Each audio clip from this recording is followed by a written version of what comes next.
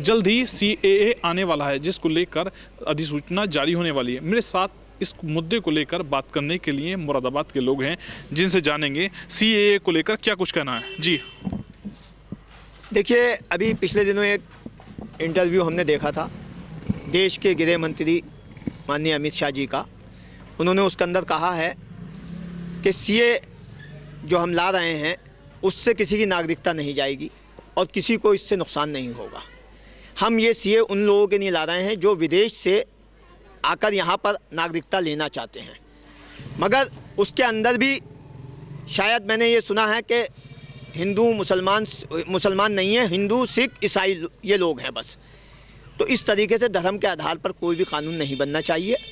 और दूसरी बात यह है कि एक तरफ हमारे देश के प्रधानमंत्री पसमानदा समाज के लोगों को उनका हक देने की बात करते हैं, दूसरी तरफ इस तरीके के कानून बना करके क्या साबित करना चाहते हैं? देश सबका है, देश के लिए और देश को आज़ाद कराने के लिए हमारे बुज़ुर्गों ने और हमारे लोगों ने कुर्बानियाँ देकर इस देश को आज़ाद कराया है। ये देश सबका है। कानून ऐसा बनना चाहिए इस देश के अंदर हिंदू मुसलमान सिख ईसाई सभी लोगों को इसका फ़ायदा हो, सभी लोगों को इसका बेनिफिट मिले, किसी भी धर्म के आदमी को या किसी भी धर्म के जाति के आदमी को इसका नुकसान ना हो। इसलिए हमारी देश के प्रधानमंत्री जी से और देश के गृह मंत्री जी से आपके चैनल के माध्यम से ये मांग है, कानून आप कोई सा भी लाएं, मगर इस बात को देखें कि देश के अंदर सभी जाति सभी धर्मों के लोग रहते हैं, किसी को इसका नुकसान ना हो और सबकी नागरिकता बरकरार रहे। जो लोगों को आप नागरिकता देना चाहते हैं सभी को नागरिकता देने का कानून बनाएं। अगर उसके अंदर मुसलमान भी अगर आना चाहते हैं तो उन्हें भी नागरिकता देने का कानून बनाएं। और ये देश हमारे लिए सर्वोपरि है और ये देश के लिए हम जान भी दे सकते हैं और अपना खून भी बहा सकते हैं। जी वकील भाई, CAA लेके आने की पूरी तैयारी है। पहले राम मंदिर तैयार हो गया, 22 तारीख में प्राण प्रतिष्ठा है, इसके साथ ही CAA को लेकर आ रहे हैं, इस पर क्या कुछ कहना है? ये तो पूरा पैकेज है, एक पैकेज चल रहा है, उस पैकेज के तहत सारा काम हो रहा है कि सरकार में बैठे हुए कुछ लोगों को बस यही मालूम है या शायद उनको यही आता भी है कि एक वर्ग के लोगों को खुश करने के लिए दूसरे वर्ग को आप दिखाइए कि हम उस पर जुल्म कर रहे हैं। फ़िलहाल ये सब कुछ जो हो रहा है ये कुछ बीजेपी नया नहीं कर रही है, ये उसने कांग्रेस से सीखा है। देखिए CAA जो का विरोध क्या है, किसी की नागरिक अगर कोई हिंदू भाई हमारा पाकिस्तान से या बांग्लादेश से या कहीं और से भी या कोई सिख भाई या कोई ईसाई भाई वो चाहता है कि हम भारत में आना चाहते हैं या कोई मुसलमान भी, तो किसी को क्या दिक्कत हो सकती है इसमें? हमारा देश का दिल बहुत बड़ा है, हमने हमेशा सबको अपनाया है।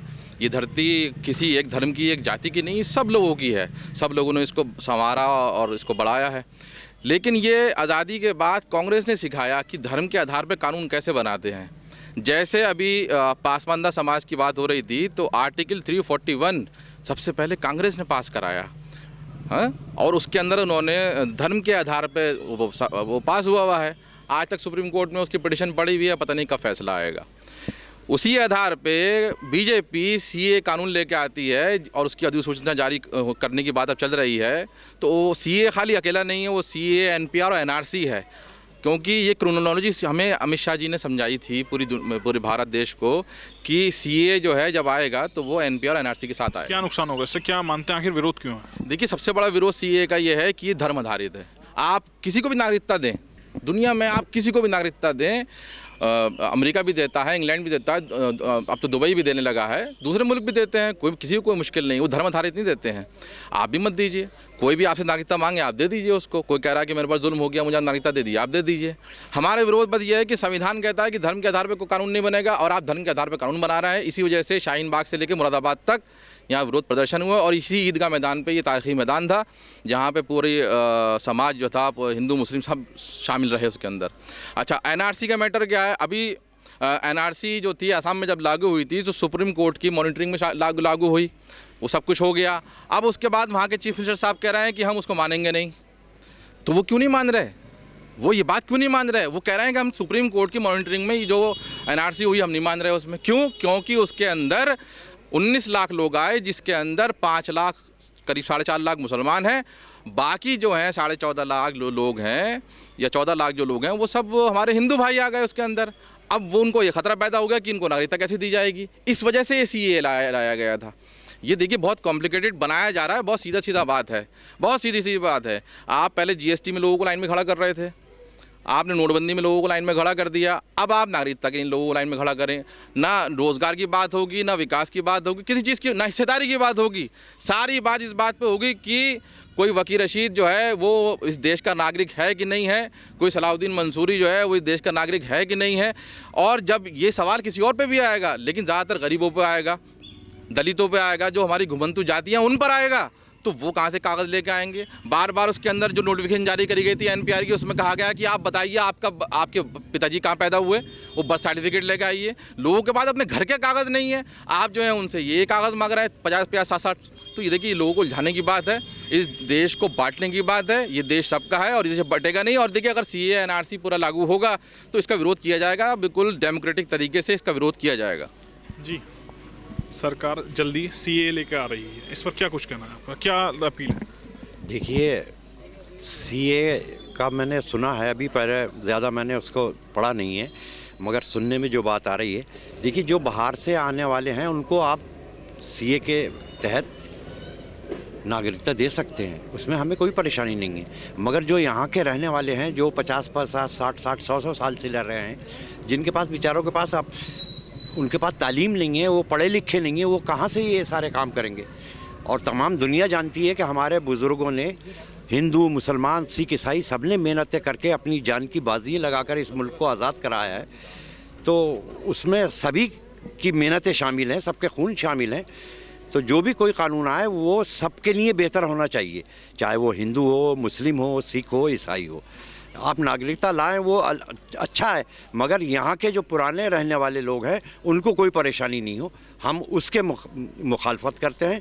और जो बाहर से आने वाले हैं उनको अगर आप नागरिकता देना चाह रहे हैं तो उसमें हमें कोई परेशानी नहीं है। जी, सरकार द्वारा CAA लेके आने की पूरी तैयारी है। राम मंदिर के बाद अब CAA अगला नंबर है, इस पर क्या कुछ कहना है?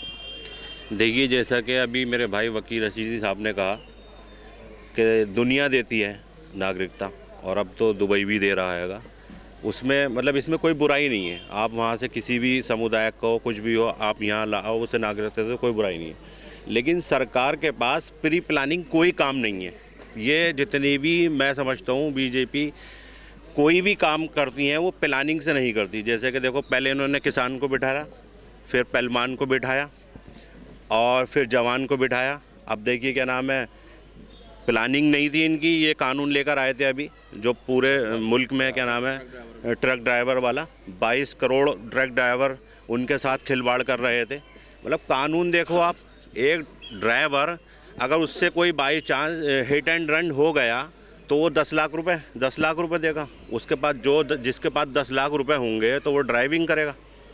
इनके पास कोई भी प्लानिंग से काम नहीं होता, क्योंकि ये किसी से सलाह नहीं करते, मशवरा नहीं करते। ये जितने भी काम होते हैं प्री प्लानिंग काम होते हैं। अब CAA NRC की बात है तो आप इसमें पहले समझो कि मतलब आप इसको कैसे, किस तरीके से, किस प्लानिंग से करोगे। आप किसी भी एक समुदाय के, किसी भी एक धर्म के आधार पर नहीं कर सकते। ये तो सीधा सा यहाँ के एक संविधान पे वार है, संविधान को ख़त्म करा जा रहा है।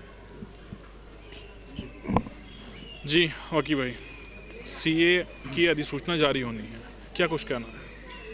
देखिए, अधिसूचना जारी होगी तो इससे समाज में सरकार जो जारी कर रही है तो इससे एक नेगेटिव तो मैसेज जा ही रहा है लगातार कि सरकार के पास शायद कोई मुद्दे नहीं बचे उनके पास, जबकि उनके पास जो उनके दावे हैं कि हमने रोड बना दिया, हमने कंस्ट्रक्शन कर दिया, इंफ्रास्ट्रक्चर बना के खड़ा कर दिया, गली बना दी और रोड, जब ये सब उनके पास है कहने के नहीं, लेकिन वो इस पर बात ही नहीं करना चाहते, पता नहीं क्यों।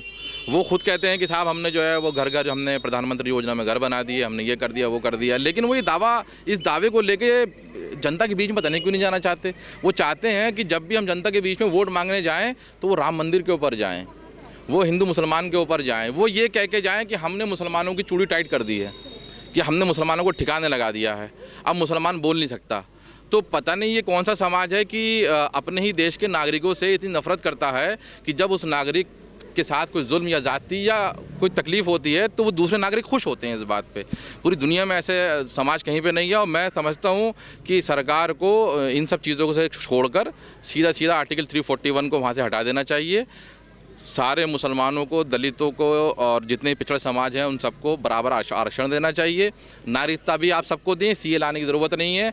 1955 से लेके जो आपके सिटीजनशिप एक्ट है वहाँ से लेके और 88 का और फिर 2001 का और फिर अब का जितने भी कानून हैं उन सब के तहत आप नागरिकता दे सकते हैं। आपको धर्म के आधार पर बांटने की ज़रूरत नहीं है। आप कल आज धर्म के आधार पर बांट रहे हैं, कल जाति के आधार पर बांटेंगे, कल को वर्ग के आधार पर बांटेंगे, फिर लिंग के आधार पर बांटेंगे, फिर रंग के आधार पर बांटेंगे। ये सिलसिला कहाँ जाके रुकेगा? तो इसलिए हम नहीं समझते कि सीए की समाज को ज़रूरत है, हमारे देश को ज़रूरत है।